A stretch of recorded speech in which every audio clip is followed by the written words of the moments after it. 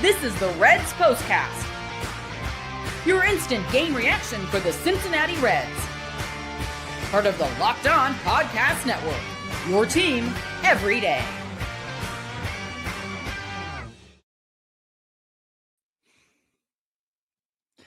Good evening, Reds fans, and welcome to another edition of the POSTCAST, brought to you by Locked On Reds and the Locked On Podcast Network, your team every day. I'm Tim Daniel, lifelong Reds fan, and my second season here at Locked On covering the team.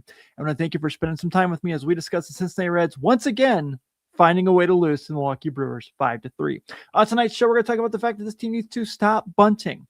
Nick Lodolo gets pulled in the fifth in a game that he was fairly decent. We have a Dane Myers catch that was very scary. Elly De La Cruz hits a tank.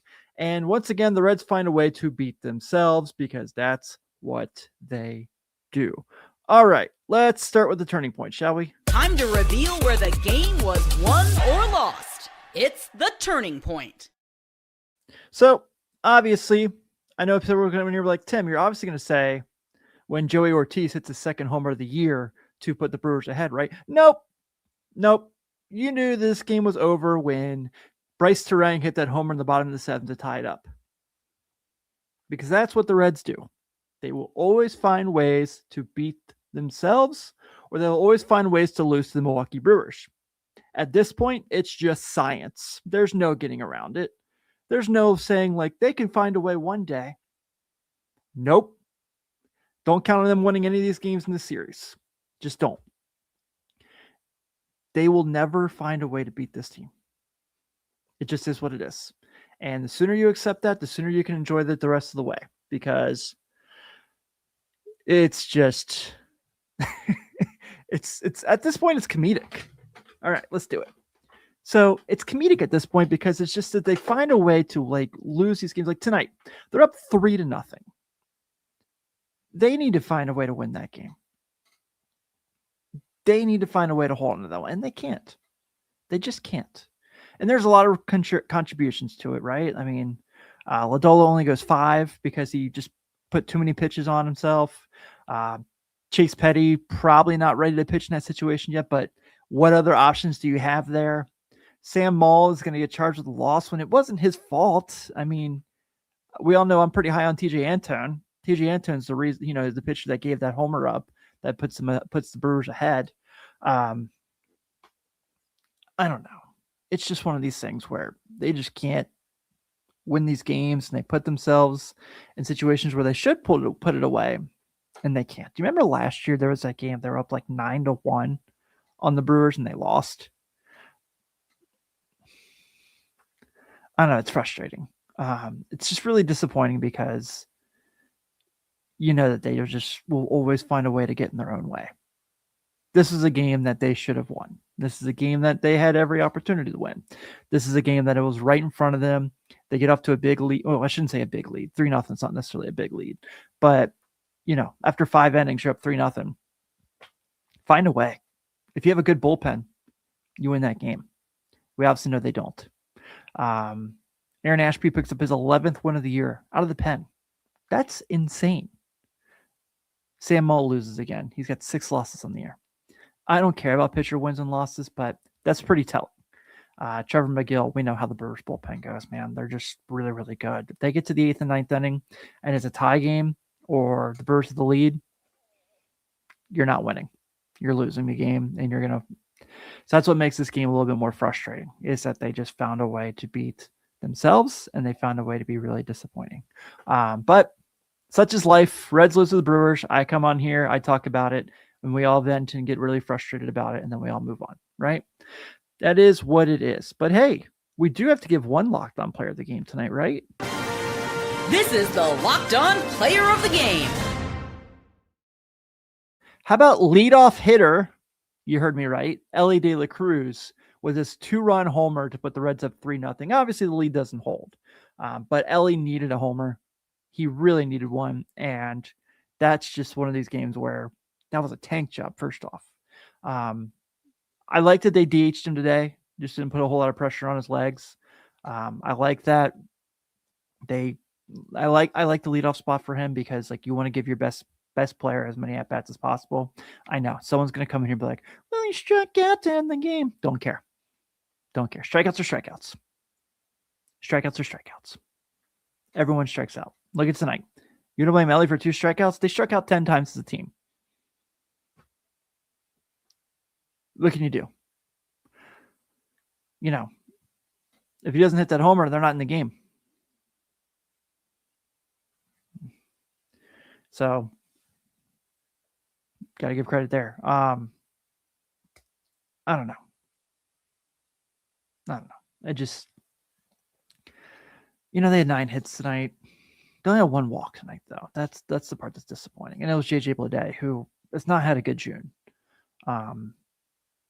Definitely not helping his trade value if the Reds want to go that route, which I think the more closer we get to the deadline, the way teams are playing, they're going to be selling as much as they possibly can.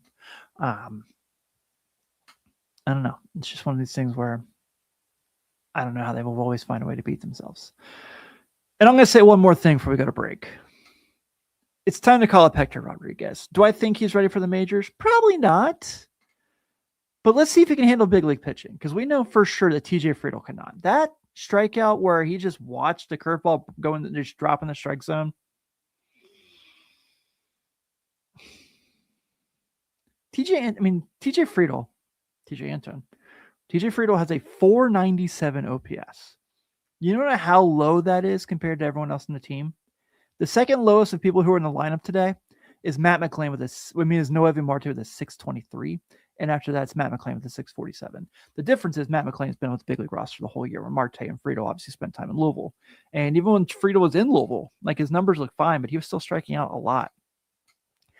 He just doesn't have it anymore. He hit his ceiling and he's done. He needs to go.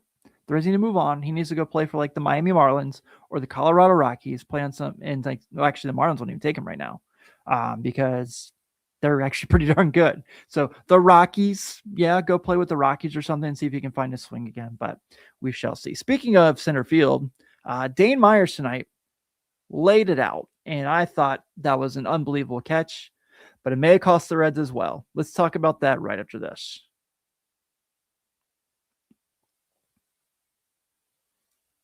But first, a big thank you to our friends at Amazon for this limited break. This back to school season, spend less time on your kids with Amazon.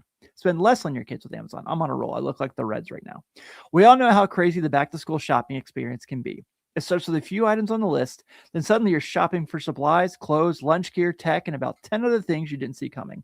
It adds up fast. When you buy clothes for back to school, then your kid has a growth spurt 2 weeks later. I can tell you all about this. My kid is growing like a weed. And you're right back where you started. Sometimes it genuinely feels like they're growing faster than your budget can keep up.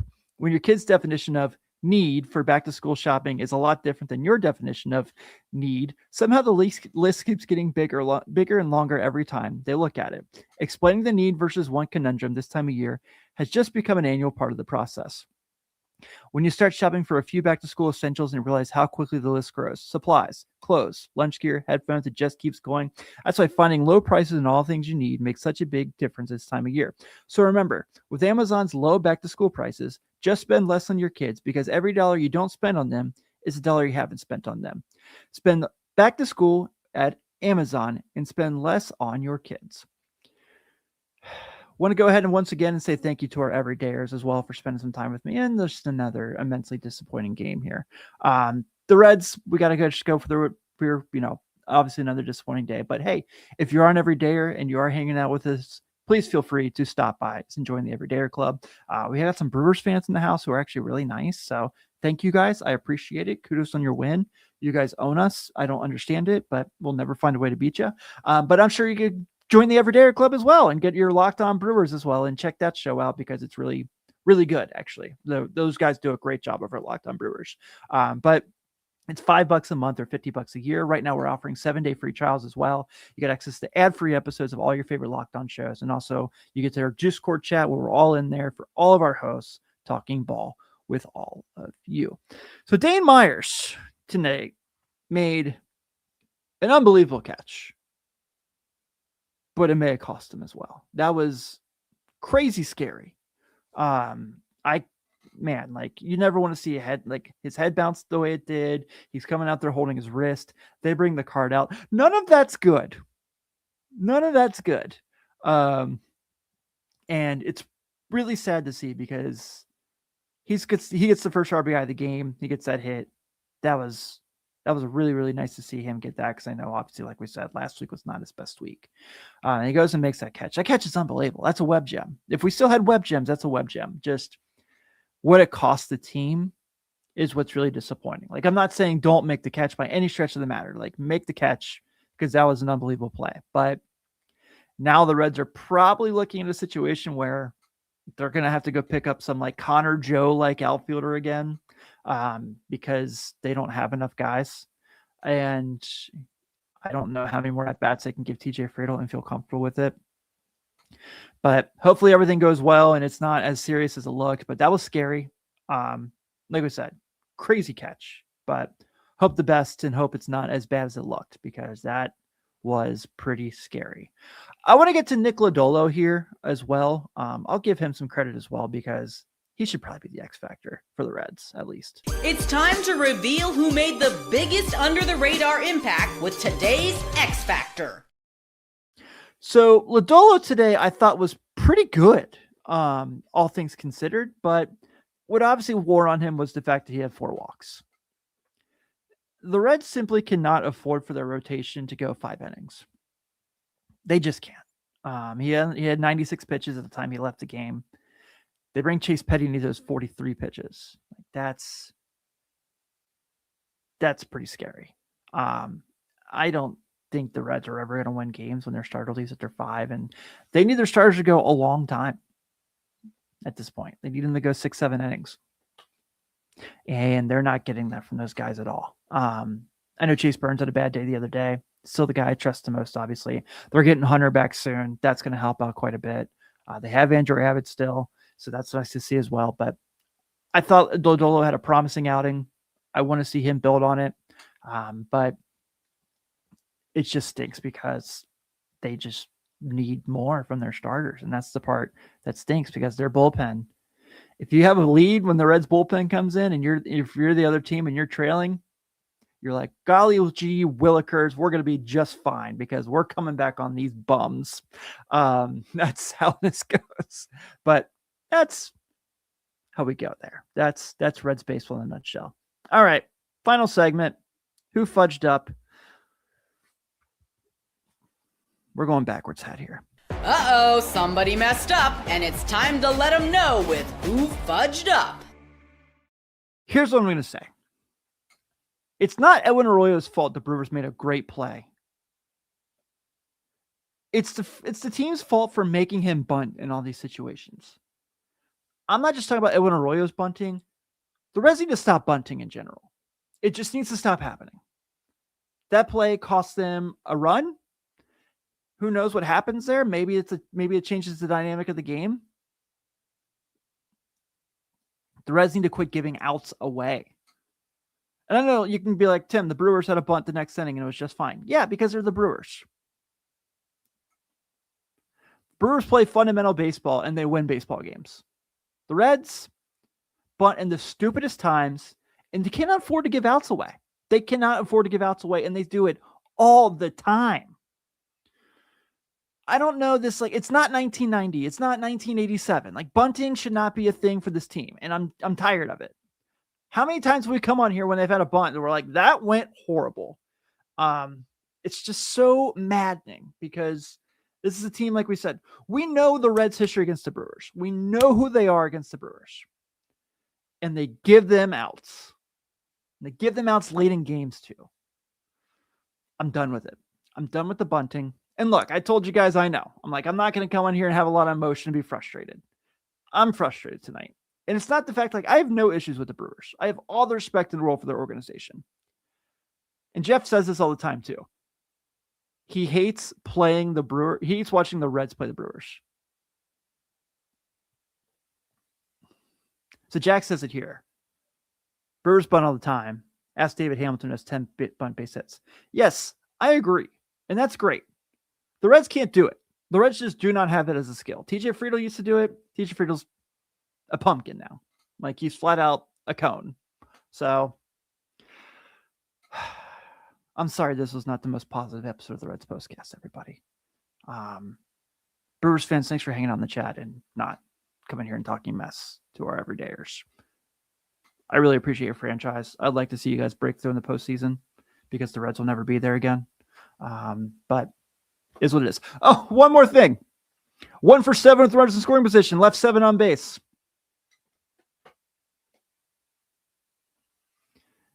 It's so disheartening. Just sell. Let's move on with it. But hey, the Reds are losers tonight to Milwaukee Brewers 5-3. The Brewers have 5 runs on 7 hits and 2 errors.